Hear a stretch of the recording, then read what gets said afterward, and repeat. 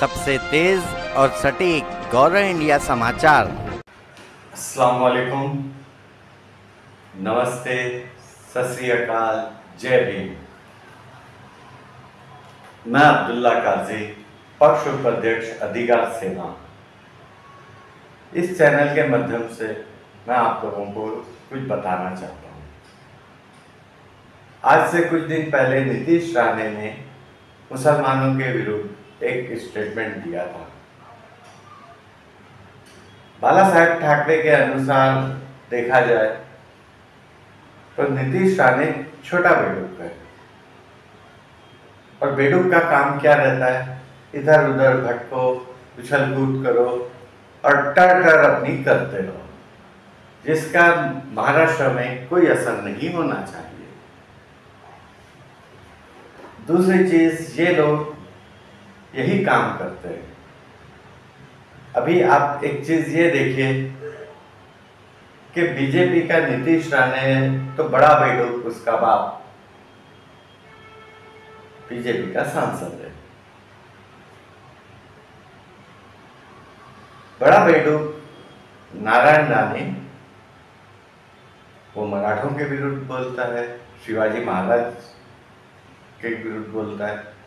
ये लोग बस यही काम कर रहे हैं कि महाराष्ट्र में अब चुनाव आ रहे हैं तो इसको भड़काओ, उसको भड़काओ, ये समुदाय को भड़काओ, ये जाति को भड़काओ, यही काम है इनका। नीतीश राणे मुसलमानों के विरुद्ध बोलता है, नारायण राणे मराठों के विरुद्ध बोलता है। अब आप ये सोच रहे होंगे कि नारायण राणे ने मराठों के विरुद्ध क्या बोला। नारायण राणे महाराष्ट्र का होते हुए छत्रपति शिवाजी महाराज को एक लुटेरा बोलता है। तो इससे सोच लीजिए ये लोग चाहते क्या है। अब बीजेपी पे आइए। बीजेपी हमेशा से ही मुसलमानों को भड़काओ, इसको भड़काओ, ये समुदाय को, ये जाति को भड़काओ और लड़ाओ। मणिपुर आपके सामने ही है, उसके अंदर भी ये लोगों ने यही काम किया। अब दूसरी चीज कि बीजेपी के नेता सुधांशु त्रिवेदी महाराष्ट्र के छत्रपति शिवाजी महाराज को एक औरंगजेब का माफी वीर बोलते हैं। ये लोग चाहते क्या है मराठों से? ये लोगों के दिलों में मराठों के लिए इतनी नफरत, मुसलमानों के लिए इतनी नफरत, दलितों के लिए इतनी नफरत क्यों है? उसके बाद सुधांशु त्रिवेदी के उस बयान के बाद इन्हीं की सोच की वजह से इन्होंने छत्रपति शिवाजी महाराज का प्रतिमा ऐसी बनाई कि वो 8 महीने नहीं टिक सकी। तो ये भी छत्रपति शिवाजी महाराज का अपमान तो है ही, साथ ही साथ मराठों का अपमान है। मराठों का अपमान, मुसलमानों का अपमान, दलितों का अपमान, ये लोगों का अपमान करना बहुत है। अब छत्रपति शिवाजी महाराज की प्रतिमा 8 महीने में गिरी, इन्होंने अपमान किया। उसके बाद भी बीजेपी वालों को शांति कहीं से नहीं मिली। उसके बाद बड़ा बेडूक बाला साहेब ठाकरे का, वो बोलता है कि छत्रपति शिवाजी महाराज लुटेरे थे। ये लोग सिर्फ और सिर्फ मुसलमानों को उल्टा सीधा बोलो, मराठों को उल्टा सीधा बोलो या करो और दलितों को बोलो, इनके टारगेट में महाराष्ट्र में सिर्फ ये है।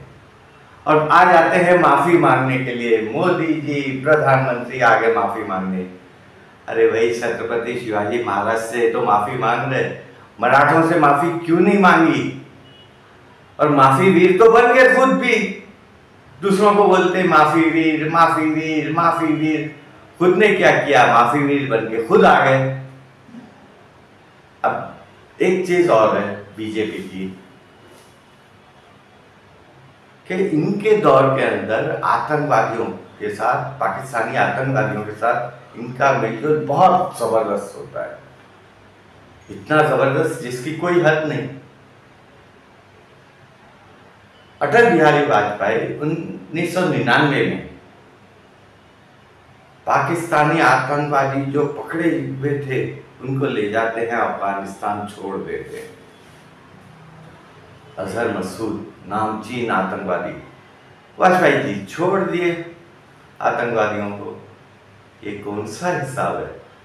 उसी दौर के अंदर रशिया में भी आतंकी अटैक हुआ था। रशिया ने आतंकियों को नहीं छोड़ा, उसने उन 200 लोगों की आहुति लेना पसंद किया देश के, लेकिन आतंकवादियों को नहीं छोड़ा, जिससे आतंकवादियों को मैसेज गया कि रशिया के अंदर, रूस के अंदर आतंकवादी गतिविधियां नहीं चलेंगी। फिर उसके बाद ये चीज हो गई, छोड़ दिए ले जाके।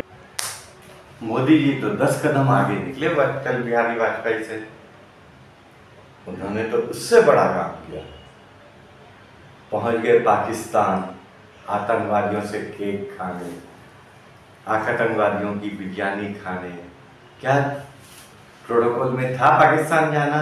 नहीं था, लेकिन उनका प्यार तो पाकिस्तानियों के लिए उमड़ के आया था। तो पहुंच गए पाकिस्तान और उन्होंने फिर एक काम ये किया कि वहां से चंदा मांगा। भाई पाकिस्तान हिंदुस्तान को चंदा क्यों देगा? सरकारी चंदा था वो, हिंदुस्तान की मदद थी? नहीं, ये बीजेपी की और मोदी की मदद थी पाकिस्तानी आतंकवादियों से, जो उन्होंने दी और इन्होंने हंस बोल के ली। उसके बाद कोरोना काल, कई लोगों की मौतें हो रही है, उसका रिकॉर्ड देखा जाए, हर चीज सामने आएगी कि देश के अंदर हिंदू सबसे ज्यादा मरे हैं कोरोना काल में, और यही पाकिस्तान चाहता था हिंदुस्तान से, और वही मोदी जी ने करके दिखा दिया। अगर सरकार गिरी और दूसरी सरकार बैठी और इसकी इंक्वायरी हुई, तो ये मेरा चैलेंज है कि सबसे पहले आतंकवादी संगठनों के साथ मेलजोल के कारण मोदी जी अंदर जाएंगे। दूसरी चीज, अब उसके बाद अभी कुछ रोज पहले मोदी जी भाग के फिर पाकिस्तान चले गए। क्या तो बोले मलेशिया से आ रहा था, सोचा पाकिस्तान की बिरयानी खा लूं वाली बात हो गई। फिर पाकिस्तान, बड़ा याराना है मोदी जी का पाकिस्तानियों के साथ।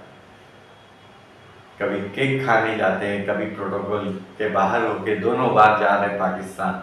फिर कुछ नहीं तो चंदा आ रहा है।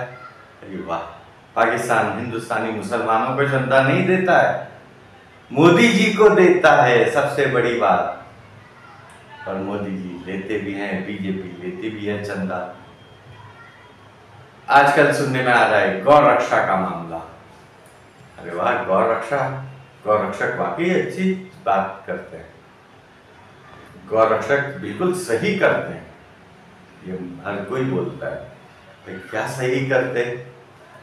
अरे गरीबों को मार रहे हो, मुसलमान बना के हिंदुओं को मार रहे हो, इसको मार रहे हो, उसको मार रहे हो, क्या है ये? अगर उनको सही में गौ रक्षा करनी है तो सबसे पहले जितनी कंपनियां निर्यात करती हैं गौमांस को, उस पर हमला करो। उसके लिए हिम्मत नहीं है, उसके लिए हिम्मत होती तो करते, गरीबों पे ताकत दिखाते, अमीरों पे दिखाओ। जाओ, हिम्मत है तो सबसे पहले मोदी जी डंडा लेके घुसाएंगे, चल अंदर, वहां पे जाओ। नहीं जाओगे, डरते हो क्या? तो बोले अरे बड़ी कंपनी है, गौमांस बेच रही है, उससे मतलब नहीं है। वो जो कंपनी है जो गौमांस निर्यात करती है, हिंदू की है, उससे मतलब नहीं है, गौमांस से मतलब नहीं है इनको खाली आतंक फैलाने से मतलब है। अभी भी देश के लोग एक हो जाए तो ये लोग किस कोने में पड़े रहेंगे कोई नहीं जानता। आज के दौर के अंदर एक चीज है, भगवा हिंदूधारी हिंदू जितने हैं वो सिर्फ आतंक फैला रहे हैं, और अच्छे हिंदुओं को तो मोदी जी अंदर कर रहे हैं, चाहे कोई भी हो, उससे उनको मतलब नहीं। हिंदू है उससे मतलब नहीं, मेरा विरोधी है तो अंदर करो। अरे क्या है ये देश के हालात। और अब की बार अगर देश के हिंदू, असली हिंदू जाग गए तो ये भगवाधारी हिंदू कहाँ छुपेंगे, इनको अपना ठिकाना नहीं मिलेगा। इसलिए अब देश के सभी लोगों को जागना चाहिए और इन भगवाधारियों के विरुद्ध एक ताकत बन के खड़ा होना चाहिए। और उसके लिए एक ताकत बनने के लिए सिर्फ एक ही रास्ता है कि चुनाव के अंदर भगवाधारियों को कोई भी वोट नहीं दे। देखिए, जीत आपकी है, जीत हमारी है, हम सब की जीत, भगवाधारी हिंदुओं की हार है, भाजपा हिंदुओं की हार है। शुक्रिया।